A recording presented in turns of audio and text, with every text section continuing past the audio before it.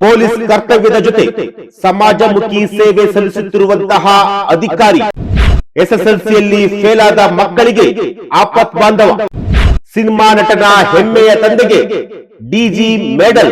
ನಮಸ್ಕಾರ ವೀಕ್ಷಕರೇ, supreme TV ನ್ಯೂಸ್ಗೆ ಸ್ವಾಗತ. ನಾನು ಅಶ್ವಥ್. ವೀಕ್ಷಕರೇ, ನಾನಿವತ್ತು ಒಬ್ಬ ಪೊಲೀಸ್ ಅಧಿಕಾರಿಯ ಬಗ್ಗೆ ಮಾತನಾಡ್ತಾ ಇದ್ದೀನಿ.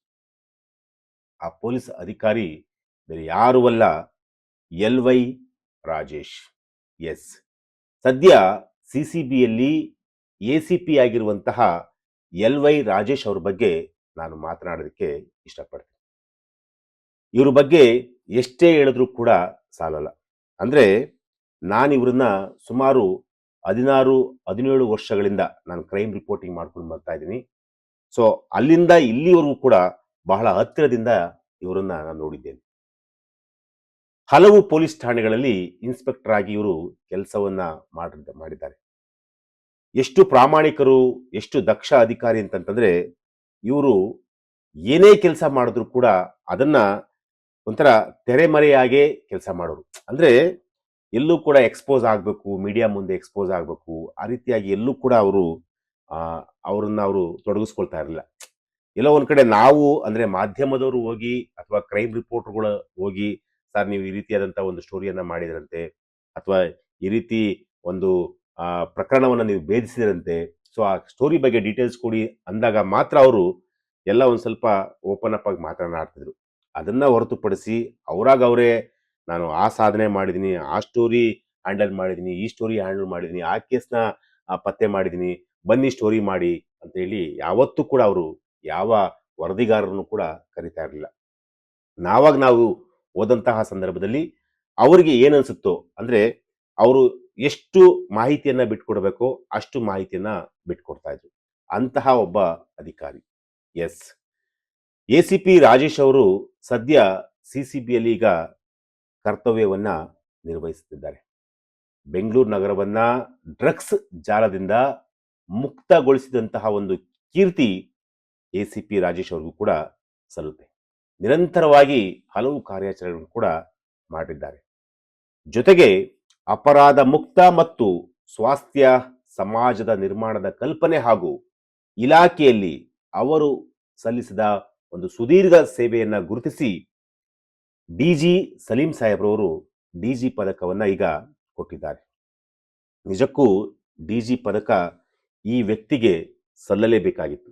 ಯಾಕೆಂತಂದ್ರೆ ಎಷ್ಟೋ ಜನ ಮಕ್ಕಳಿಗೆ, ಎಷ್ಟೋ ಜನರಿಗೆ, ಬಡವರಿಗೆ ಮತ್ತೆ ನೊಂದಂತವರಿಗೆ ಇವರು ಆಸರೆಯಾಗಿದ್ದಾರೆ. ಅದು ಎಷ್ಟರ ಮಟ್ಟಿಗೆ ಅಂತಂದ್ರೆ, ತಮ್ಮ ಕೈಲಾದಂತಹ ಒಂದು ಸಹಾಯವನ್ನ ಅವರು ಮಾಡ್ತಾ ಇದ್ರು. ಅಷ್ಟ್ರ ಮಟ್ಟಿಗೆ ಅವರು ಆಸರೆಯಾಗ್ತಾ ಇದ್ರು, ಅಷ್ಟ್ರ ಮಟ್ಟಿಗೆ ಅವರು ಸಪೋರ್ಟ್ ಮಾಡ್ತಾ ಇದ್ರು.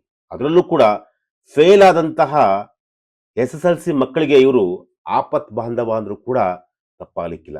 ಯಾಕೆಂತಂದ್ರೆ ಒಬ್ಬ ಪೊಲೀಸ್ ಅಧಿಕಾರಿ ಅಂತಂತಂದ್ರೆ ತುಂಬಾ ಅಂದ್ರೆ ತುಂಬಾ ಸ್ಟ್ರಿಕ್ಟ್ ಆಗಿರ್ತಾರೆ, ಭಯ ಅವ್ರ ಹತ್ರ ಹೋದ್ರೆ ಭಯ ಪಡ್ತಾರೆ. ಆ ರೀತಿಯಾಗಿ ಎಲ್ಲ ಒಂದ್ ಕಡೆ ಒಂದು ಪೋಟ್ರೆ ಆಗಿರುತ್ತೆ. ಆದ್ರೆ ಈ ವ್ಯಕ್ತಿ ಹಂಗಲ್ಲ.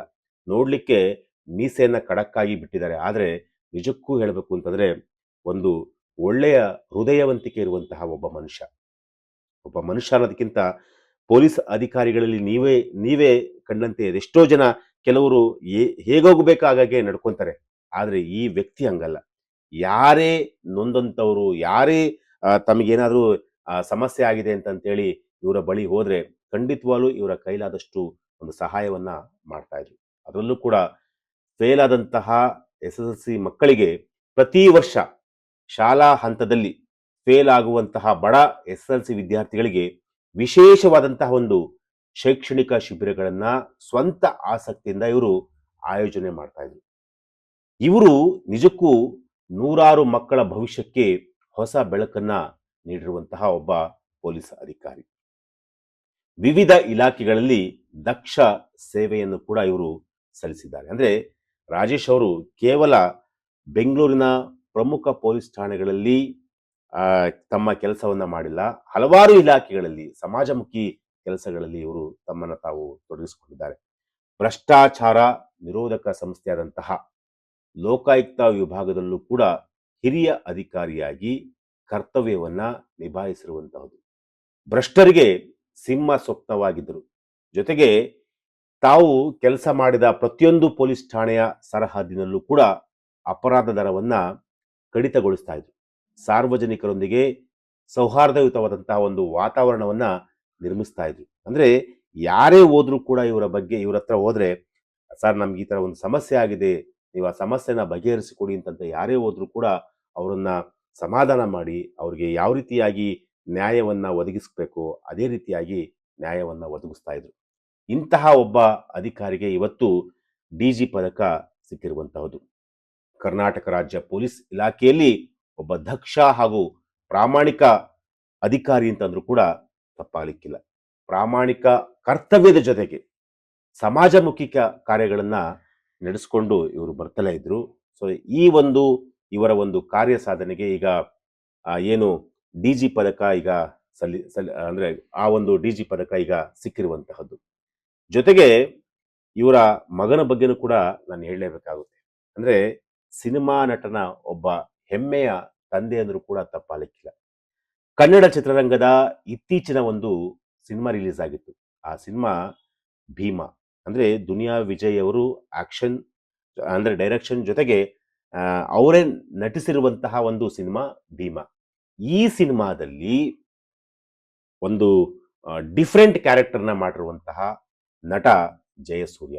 ಅಂದ್ರೆ ಆ ಸಿನಿಮಾವನ್ನ ನಾನು ಕೂಡ ನೋಡಿದ್ದೇನೆ. ತುಂಬಾ ಅದ್ಭುತವಾಗಿ ನಟನೆಯನ್ನ ಮಾಡಿರುವಂತಹ ಜಯಸೂರ್ಯ ಅವರ ತಂದೆಯೇ LY ರಾಜೇಶ್. ಅಂದ್ರೆ ರಾಜೇಶ್ ಅವರಿಗೆ ತಮ್ಮ ಮಗನನ್ನ ಹೀರೋ ಮಾಡಬೇಕು, ತಮ್ಮ ಮಗನನ್ನ ಸಿನಿಮಾ ಇಂಡಸ್ಟ್ರಿಯಲ್ಲಿ ಆತನನ್ನ ಒಂದು ಒಂದು ಉತ್ತುಂಗಕ್ಕೆ ತೆಗೆದುಕೊಂಡು ಹೋಗ್ಬೇಕು ಅಂತೇಳಿ ಬಹಳ ದೊಡ್ಡ ಮಟ್ಟದಲ್ಲಿ ಕನಸನ್ನು ಕೂಡ ಇಟ್ಕೊಂಡಿರುವಂತಹ ಒಬ್ಬ ಹೆಮ್ಮೆಯ ತಂದೆ. ಅಂದ್ರೆ ತಮ್ಮ ಮಗನ ಭವಿಷ್ಯಕ್ಕಾಗಿ ಅಂದ್ರೆ ಸಿನಿಮಾ ಕೆರಿಯರ್ಗಾಗಿ ಅವರು ಯಾವ ರೀತಿಯಾಗಿ ಸಪೋರ್ಟ್ ಮಾಡ್ತಾ ಇದ್ರು ಅಂತಂದ್ರೆ, ಭೀಮಾ ಸಿನಿಮಾದ ಒಂದೊಂದು ದೃಶ್ಯವೇ ಸಾಕ್ಷಿ ಅಂತ ಹೇಳ್ಬೋದು.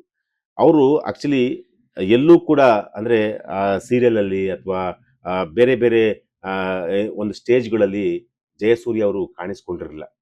ನೇರವಾಗಿ ಭೀಮಾ ಸಿನಿಮಾದಲ್ಲಿ ಅದರಲ್ಲೂ ಕೂಡ ಒಂದು ಡಿಫ್ರೆಂಟ್ ಕ್ಯಾರೆಕ್ಟರ್ ಅಲ್ಲಿ ಅವರು ಕಾಣಿಸ್ಕೊಂಡಿದ್ರು. ಅಂದ್ರೆ ವಿಲನ್ ಶೇಡ್ ಕ್ಯಾರೆಕ್ಟರ್ ಅಲ್ಲಿ ಕಾಣಿಸ್ಕೊಂಡಿದ್ರು. ಪ್ರತಿಯೊಬ್ರು ಸಿನಿಮಾವನ್ನ ನೋಡಿದಂತಹ ಪ್ರತಿಯೊಬ್ರು ಕೂಡ ಜಯಸೂರ್ಯ ಅವರ ಮೊದಲ ಸಿನಿಮಾನ ಇದು, ಖಂಡಿತವಾಗ್ಲೂ ಅಲ್ವೇ ಇಲ್ಲ, ತುಂಬಾ ಅದ್ಭುತವಾಗಿ ನಟನೆಯನ್ನ ಮಾಡಿದ್ದಾರೆ ಅಂತಂತೇಳಿ ಅಷ್ಟರ ಮಟ್ಟಿಗೆ ಹೆಸರನ್ನ ತಂದುಕೊಟ್ಟಂತಹ ಒಂದು ಸಿನಿಮಾ ಭೀಮಾ. ಆ ಸಿನಿಮಾದಲ್ಲಿ ಸ್ವತಃ ರಾಜೇಶ್ ಅವರಿಗೆ ಒಂದು ಕನಸು ಕೂಡ ಇತ್ತು. ಅಂದ್ರೆ ತಮ್ಮ ಮಗ ಚೆನ್ನಾಗಿ ನಟಿಸ್ಬೇಕು, ಹೀರೋ ಆಗ್ಬೇಕು. ಅಂದ್ರೆ ಈಗ ಏನು ವಿಲನ್ ಶೇಡ್ ಕ್ಯಾರೆಕ್ಟರ್ ಇದ್ರೂ ಕೂಡ ಪರವಾಗಿಲ್ಲ, ನನ್ನ ಮಗ ವಿಲನ್ ಒಬ್ಬ ಪೊಲೀಸ್ ಅಧಿಕಾರಿ, ಒಬ್ಬ ಪ್ರಾಮಾಣಿಕ ಅಧಿಕಾರಿ, ಇಲಾಖೆಯಲ್ಲಿ ಸರ್ವಿಸ್ ಇರುವಂತಹ ಒಬ್ಬ ಅಧಿಕಾರಿ, ತಮ್ಮ ಮಗ ಒಂದು ಕನಸಿರುತ್ತೆ, ಹೀರೋ ಮಾಡಬೇಕು, ಹೀರೋ ಆಗಿ ಲಾಂಚ್ ಮಾಡಬೇಕು ಅಂತೇಳಿ ಒಂದು ಕನಸಿರುತ್ತೆ. ಆದ್ರೆ ರಾಜೇಶ್ ಅವರು ಆ ಕೆಲಸ ಮಾಡಿಲ್ಲ. ತಮ್ಮ ಮಗ ವಿಲನ್ ಆದ್ರೂ ಪರವಾಗಿಲ್ಲ, ಅಂದ್ರೆ ಸಿನಿಮಾದಲ್ಲಿ ವಿಲನ್ ಆದ್ರೂ ಪರವಾಗಿಲ್ಲ, ವಿಲನ್ ಕ್ಯಾರೆಕ್ಟರ್ ಮಾಡಿದ್ರು ಪರವಾಗಿಲ್ಲ, ಸೊ ಅವನು ಸಿನಿಮಾದಲ್ಲಿ ನಟಿಸ್ಬೇಕು ಅಂತಂತೇಳಿ ಅವರು ದುನಿಯಾ ವಿಜಯ್ ಜೊತೆ ಮಾತನಾಡಿ ಜಯಸೂರ್ಯ ಅವರಿಗೆ ಅಂದ್ರೆ ಅವರ ಪರ್ಫಾರ್ಮೆನ್ಸ್ಗೆ ತಕ್ಕನಾಗಿ ಒಂದು ಕ್ಯಾರೆಕ್ಟರ್ ಕೂಡ ಸಿಕ್ಕಿತ್ತು. ಅಂದ್ರೆ ಏನು ಇವ್ರು ಹೋಗಿ ಡಿಮ್ಯಾಂಡ್ ಏನ್ ಮಾಡಿರಲಿಲ್ಲ, ನನ್ನ ಮಗನಿಗೆ ಒಂದು ಅವಕಾಶ ಮಾಡ್ಕೊಡಿ ಅಂತೇಳಿ. ಅವರ ಒಂದು ನಟನೆ ಅಥವಾ ಅವರ ಒಂದು ಬಾಡಿ ಲ್ಯಾಂಗ್ವೇಜ್ ಎಲ್ಲವನ್ನೂ ನೋಡಿ ಜಯಸೂರ್ಯ ಅವರಿಗೆ ಭೀಮಾ ಸಿನಿಮಾದಲ್ಲಿ ಒಂದು ಕ್ಯಾರೆಕ್ಟರ್ ಸಿಕ್ತು. ಆ ಕ್ಯಾರೆಕ್ಟರ್ ನಿಜಕ್ಕೂ ಅವ್ರಿಗೆ ಒಂದು ಡಿಫ್ರೆಂಟ್ ಶೇಡ್ ಅನ್ನೇ ಅವ್ರಿಗೆ ತಂದುಕೊಟ್ಟಿರುವಂಥದ್ದು. ಒಂದು ಒಳ್ಳೆ ಇಮೇಜ್ ಅನ್ನು ಕೂಡ ತಂದುಕೊಡ್ತು. ಸೊ ಎಲ್ಲ ಒಂದ್ ಕಡೆ ರಾಜೇಶ್ ಅವರು ತಮ್ಮ ಮಗನನ್ನ ಸಿನಿಮಾದಲ್ಲಿ ಮುಂದುವರಿಸಬೇಕು, ಸಿನಿಮಾದಲ್ಲಿ ಅವನು ಹೆಸರನ್ನ ಮಾಡಬೇಕು ಅಂತೇಳಿ ಸಾಕಷ್ಟು ಕನಸನ್ನು ಕೂಡ ಇಟ್ಕೊಂಡಿರುವಂತ ವ್ಯಕ್ತಿ. ಇನ್ನು ಇವರ ಒಂದು ಪರ್ಸನಲ್ ವಿಚಾರಕ್ಕೆ ಅಥವಾ ಇವರ ಒಂದು ವೈಯಕ್ತಿಕ ವಿಚಾರಗಳ ಬಗ್ಗೆ ಮಾತನಾಡೋದಾದ್ರೆ, ತಂದೆ ತಾಯಿಗೆ ಬಹಳ ಗೌರವ ಕೊಡುವಂತಹ ವ್ಯಕ್ತಿ. ನಿಜಕ್ಕೂ ಇವರ ತಂದೆ ತಾಯಿನ ಬಹಳ ಬಹಳ ಬಹಳ ಅಂದ್ರೆ ಬಹಳ ಪ್ರೀತಿಸ್ತಾರೆ. ಅಂದ್ರೆ ಅವರು ಕೂಡ ಅಷ್ಟೇ, ತಮ್ಮ ಮಗ ಒಬ್ಬ ಪೊಲೀಸ್ ಅಧಿಕಾರಿ, ತಾವು ಹೆಂಗ್ ಬೇಕಾದ್ರೂ ನಡ್ಕೊಂಡ್ರು ನಡೆಯುತ್ತೆ ಅನ್ನೋ ಆ ರೀತಿಯಾದಂತಹ ಒಂದು ಕುಟುಂಬ ಅಲ್ಲ, ಒಂದು ಒಳ್ಳೆಯ ಕುಟುಂಬ, ಒಂದು ಸಜ್ಜನವಾದಂತಹ ಕುಟುಂಬ. ಸೊ ಅಂದ್ರೆ ತಂದೆ ತಾಯಿ ಇಬ್ರು ಕೂಡ ಇಡೀ ಕುಟುಂಬ ರಾಜೇಶ್ ಅವರಿಗೆ ಬೆನ್ನೆಲುಬಾಗಿ ನಿಂತ್ಕೊಂಡಿರುವಂಥದ್ದು. ಅಂದ್ರೆ ಸದ್ಯಕ್ಕೆ ಈಗ ರಾಜೇಶ್ ಅವರು ಈಗ CCBಯಲ್ಲಿ ACP ಆಗಿ ಕೆಲಸವನ್ನ ಮಾಡ್ತಾ ಇದ್ದಾರೆ. ಅವರು DCP ಆಗಲಿ ನೆಕ್ಸ್ಟ್ ಒಳ್ಳೊಳ್ಳೆ ಹುದ್ದೆಗಳಿಗೆ ಹೋಗ್ಲಿ, ಜೊತೆಗೆ ಇದೇ ರೀತಿ ಸಮಾಜಮುಖಿ ಕೆಲಸಗಳನ್ನ ಅವರು ಮಾಡಲಿ, ಜೊತೆಗೆ ಅವ್ರಿಗೆ ಎಲ್ಲಾ ರೀತಿಯಾದಂತಹ ಒಂದು ಯಶಸ್ಸು ಕೂಡ ಸಿಗ್ಲಿ ಅಂತ ಹೇಳಿ, ಜೊತೆಗೆ ಅವರ ಮಗನಿಗೂ ಕೂಡ ಸಿನಿಮಾ ಇಂಡಸ್ಟ್ರಿಯಲ್ಲಿ ಒಂದು ಒಳ್ಳೆಯ ಭವಿಷ್ಯವನ್ನ ಕಟ್ಕೊಳ್ಳಿ ಅಂತ ಹೇಳಿ ನಾವು ಕೂಡ ಹಾರೈಸೋಣ. ಎಸ್, ಇದು ಇವತ್ತಿನ ಒಂದು ವಿಚಾರ. ನಾಳೆ ಮತ್ತೊಂದು ವಿಚಾರದೊಂದಿಗೆ ನಾನು ನಿಮ್ಮನ್ನ ಭೇಟಿ ಆಗ್ತೀನಿ. ನಿರಂತರ ಸುದ್ದಿಗಾಗಿ ನೋಡ್ತಾ ಇರಿ supreme TV news. Thank you.